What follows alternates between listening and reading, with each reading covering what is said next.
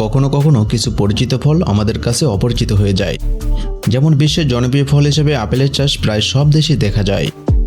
Apple বলতে আমরা লাল এবং সবুজ রঙের আপেলকেই বুঝে থাকি, তবে তিব্বতে আবার বেগুনি এবং কুচকুচে কালো রঙের আপেলের খোঁজ মিলেছে। স্থানীয় ভাষায় এই বিরল প্রজাতির আপেলকে ব্ল্যাক ডায়মন্ড বলা হয়। শুধুমাত্র তিব্বত এবং চীনের কিছু পাহাড়ি এলাকায় এই আপেল জন্মে। এই আপেল খেতে অনেক মচমচে ও মিষ্টি, তবে পুষ্টি গুণাগুণের কথা চিন্তা করলে এগুলোর সাধারণ আপেলের তুলনায় পুষ্টি গুণাগুণ অনেক কম। কিন্তু তার সত্ত্বেও ব্যক্তিগত রঙের তুলনায় এগুলো সাধারণ আপেলের দামের চেয়ে অনেক গুণ বেশি, কারণ আপেলগুলো দেখতে খুবই সুন্দর এবং পাওয়া যায় খুবই কম। নাম্বার 2, রেড বানানা। কলা কম বেশি আমরা সবাই খেয়ে থাকি। কাঁচা কলাকে সবজি আর পাকা কলাকে ফল হিসেবে খেয়ে আমরা অভ্যস্ত। যদি আপনাকে প্রশ্ন করা হয় কলার রং কী, তাহলে আপনি খুব সহজেই উত্তর দেবেন কাঁচা কলার রং সবুজ আর পাকা কলার রং হলুদ। তবে আজকে আমরা জানাবো একটি ভিন্ন জাতের কলা সম্পর্কে, যে কলার রং অনেকটা লালচে। এ জাতের কলা এশিয়া ও দক্ষিণ আমেরিকায় পাওয়া যায়। এ কলার ভিতরে আমাদের দেশীয় কলার মতো, তবে এ কলার স্বাদ একটু ভিন্ন রকম। এ কলার ভেতরে অনেকটা আমের মতো স্বাদ পাওয়া যায় এবং ঘ্রাণ অনেকটা স্ট্রবেরির মতো, এবং আমাদের দেশীয় কলার থেকে লাল কলার পুষ্টি গুণাগুণ অনেকটা বেশি।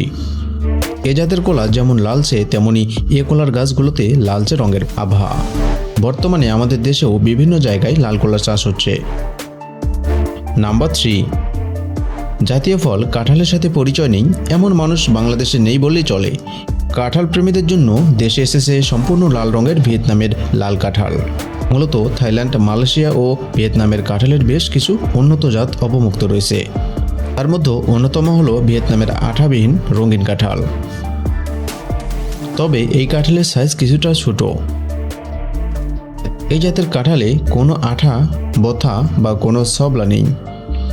এ জাতের কাঁঠালে কেবল কোয়া বা কোষে ঠাসা। এই কাঁঠাল খেতে অতি সুস্বাদু, মিষ্টি এবং দেখতে গোলাপি লাল। তবে সাধারণ কাঁঠালের চেয়ে এই কাঁঠালগুলোর দাম প্রায় 3 থেকে 4 গুণ বেশি। প্রতিকূল আবহাওয়ার মধ্যেও বাংলাদেশের কাঁঠাল উৎপাদন দেশ হিসেবে দ্বিতীয় স্থানে রয়েছে এবং ভারত রয়েছে প্রথম স্থানে। থাইল্যান্ড, ইন্দোনেশিয়া এবং নেপালের অবস্থা তৃতীয়, চতুর্থ এবং পঞ্চম। বর্ষা বা বৃষ্টিতে যেখানে পানি জমে না এমন উঁচু জমি লাল কাঁঠাল চাষের জন্য উপযোগী। ভিয়েতনামি লাল কাঁঠাল গাছে মুচি আসার পর কাঁঠাল পাকতে 120 থেকে 150 দিন সময় লাগে। তো প্রিয় বন্ধুরা, এরকম ইন্টারেস্টিং আরও ভিডিও পেতে চ্যানেলটি সাবস্ক্রাইব করে রাখুন। আর ভিডিওটি যদি ভালো লাগে তাহলে একটা লাইক করতে পারেন।